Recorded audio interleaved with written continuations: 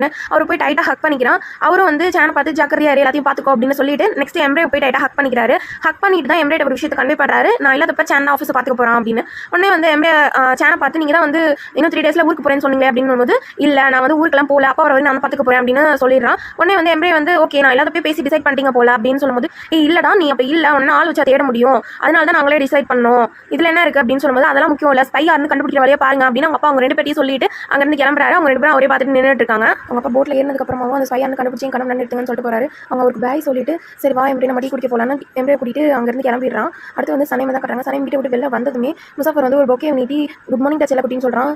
Suffer sir நீங்கள் என்ன பயமுறுத்திட்டே இருக்கீங்க அப்படின்னு சொல்லி முசாஃபர் செட்டில் முசாஃபர் ஏதோ ஒன்று நம்ம கல்யாணம் நடக்கணும்னு இருந்தால் நடக்கும், அது வரைக்கும் என்ன டிஸ்டர்ப் பண்ணாதீங்க, தொந்தரவு பண்ணாதீங்க, இங்கேருந்து போங்க அப்படின்னு சொல்லிடுறா. உடனே வந்து நீ என்ன சொல்ல அப்செட்டாக இருக்கேன், எனக்கு கண்டுக்காம போகிற அப்படின்லாம் கேட்டுட்டு இருக்கும்போது சரி வா நம்ம ஸ்வீட் சாப்பிடலாம், நான் அப்செட்டாக இருக்கேன், ஸ்வீட்லாம் சாப்பிட மாட்டேன், அப்படியே உங்களை எரிச்சிருவேன் அப்படின்னு சொல்லிட்டு அங்கே கிளம்புறா. உடனே வந்து நீ எரிச்சாலும் பரவாயில்ல, எவ்வளோ நாள் உனக்காக நான் வெயிட் பண்ணிட்டு இருப்பேன், மாமா உனக்காக வெயிட்டிங் டச்சல் குட்டி அப்படின்னு சொல்லி தெரியும். நெக்ஸ்ட் சேனை எம்ரே தான் கட்டாங்க, ஒன்றா கண்டி குடிச்சிருக்காங்க. சேனை எம்ரே பற்றி ஏன் அப்செட்டாக இருக்கான்னு கேட்கும்போது ஏன் உனக்கு தெரியாதா, அப்பா எல்லா பொறுப்பு ஏன் தான் போட நினச்சிட்டு ஆனால் உங்ககிட்ட கொடுத்துட்டு போயிட்டாரு, அந்த கம்பெனி ஒன்னொரு தான் ஆயிடுச்சு அப்படின்னு சொல்லும்போது என்ன பைத்திய மாதிரி ஒழிட்டு இருக்கா, அப்பா வெக்கேஷன் தானே போயிருக்காரு, போயிட்டு வந்தோன்னே எல்லாத்தையும் அவுட்டே ஒப்படைச்சிருவேன், அதுக்கப்புறம் உனக்கு என்ன பிடிச்சோ நீ பண்ணு, நம்ம 2 பேரும் ஒன்றா தானே ஒர்க் பண்ண போகிறோம், நீ ஃபினான்ஸ் டிபார்ட்மெண்ட் நான் கிரியேட்டிவ் டிபார்ட்மெண்ட், அவ்வளோதானே தவிர இதில் என்ன டிஃபரன்ஸ் இருக்குது, சரி நம்ம 2 பேரும் சேர்ந்து அந்த ஸ்பை யாருன்னு கண்டுபிடிச்சி அவன் அப்பா அதில் ரொம்ப தீவிரமாக இருக்காரு, உனக்கு ஏதாவது ஐடியா இருக்கான்னு கேட்கும்போது இல்லை எனக்கு ஐடியாவே இல்லை அப்படின்னு சொல்லிடுவான். உனக்கு தெரியவே இல்லை ஆனால் எப்பயாவது கண்டுபிடிச்சாங்க அப்படின்னு 2 பேர் பேசிட்டு இருக்காங்க. ஸ்பை யாரும் தீவிரமாக யோசிக்கிறான்னு சொல்கிறான். நீ எங்கே யோசிக்க போகிற, இப்போ பாரு பாக்கெட்டில் கட்சி சுற்றி இருக்குன்னு கட்சி கொடுக்குறான். உங்களுக்கு ஸ்டைலை பற்றி என்ன தெரியும், கட்சி திரும்பி வாங்கி வச்சுக்கலாம். அப்புறம் வந்து சாரி நான் அப்படின்னு சொல்லிடுறான். சரி பரவாயில்ல ஓகே சரி வா கிளம்பலாம் போது இல்லை நான் கொஞ்சம் வேறு ஒர்க் இருக்குது நீங்கள் கிளம்புங்க அப்படின்னு சொல்லிடுறான். சரி சேனல் அங்கேருந்து கிளம்பிடுறான். கட் பண்ண ஆலினோட வீட்டை தான் காட்டுறாங்க. கதவு தட்டுற சுத்தம் கேட்குது. ஆலின் உடனே எந்திரிச்சு போய் யாருன்னு பார்க்குறான். கதவு திறந்து பார்த்தா எம்ரே தான் நின்றுட்டு இருக்கான். காலையில் இங்கே என்ன பண்ணுறீங்க எம்ரே அப்படின்னு கேட்கும்போது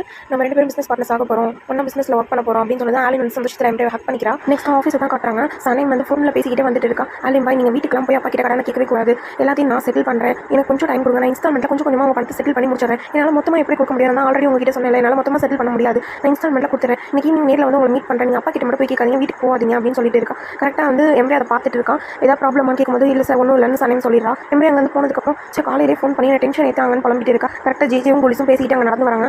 ஜிஜே எனக்கு ரொம்ப தலைவலிக்குது, எனக்கு ஒரு டீ வேணும்னு கேட்குறா. உனக்கு இல்லாத எடுத்துக்கோ அப்படின்னு சொல்லிட்டு இருக்கான். அப்போ கரெக்டாக ஒரு தாடி வச்ச ஆளை பார்க்குறா. தாடி வச்ச ஆளை வந்து உடனே ஃபோட்டோ எடுக்கிறா. நீ எதுக்கு அகமத் இப்போ ஃபோட்டோ எடுக்கிறேன்னு போலீஸ் கேட்குறா. இல்லை நான் தாடி வச்ச ஆளுங்களோட ஃபோட்டோஸ் எல்லாம் கலெக்ட் பண்ணிட்டு இருக்கேன், இது சும்மா ஒரு ஹாபி மாதிரி அப்படின்னு போலீஸ் கிட்ட சொல்லி சிரிச்சிட்டே சமாளிச்சிடறா. கிட்ட போலீஸ் சிரிச்சிடறா. நெக்ஸ்ட் ஜிஜிட்ட போய் ஜிஜி நம்ம எதை பற்றி பேசிட்டு இருந்தோம்னு போலீஸ் கேட்குறா. நம்ம சேன் தான் இனிமேல் ஆஃபீஸை பார்த்துக்க போகிறாரு, ஒரு 3 days கிளம்பி தான் இருந்தது, அதை கேன்சல் பண்ணிட்டாரு, அவர் தான் இனிமேல் ஆஃபீஸை பார்த்துக்க போகிறாரு, அவருக்கு இதெல்லாம் பிடிக்கவே பிடிக்காது, இன்கேஸ் ஆஃபீஸ் அவர் இழுத்து முடிட்டாருன்னா நம்மளாம் என்ன பண்ணுறது, அவன் நல்ல வார்த்தையே வராதானே அவ கேட்டு இருக்கா. போலீஸ் சேன் ஆஃபீஸை பார்த்துக்க போகிறான்னு உனக்கே தெரியும், அவர் பார்த்துட்டுனா அவருக்கு இங்கே வர போறாரு, ஒரு வேலை சேன் அரகண்டா ஒரு உடான பஸ்ஸாக இருந்தால் என்ன பண்ணுறது. கரெக்டாக சரி சொல்லிட்டு இருக்கும்போது சேன் அங்கே வந்துவான். ஜிஜிவும் போலீஸும் எவ்வளோ கணக்காடுவாங்க, எதுவுமே கண்டுக்காம அவ இஷ்டத்துக்கு சேனை திட்டிட்டு சரி எனக்கு ரொம்ப பசிக்கிட்டு அவரை பற்றி பேசி எனக்கு என்ன ஆகுது நான் போய் சாப்பிட்றேன் அப்படின்னு சொல்லிட்டு இருந்தாலும் அவருக்கு தோணா ஜங்களுக்கு போய் சிங்கத்து கூட லஞ்ச் சாப்பிட்டு அப்புறம் வந்து ஆஃபீஸ் நடத்த வரா. அப்போ எம்ப்ளாயிஸ் நம்ம தானே பாவம், இவரெல்லாம் யார் மேனேஜிங் டேரக்டராக செலக்ட் பண்ணதுன்னு திட்டிட்டு இருப்பா சேனை. அதுக்கப்புறமா ஜிஜிவும் போலீஸும்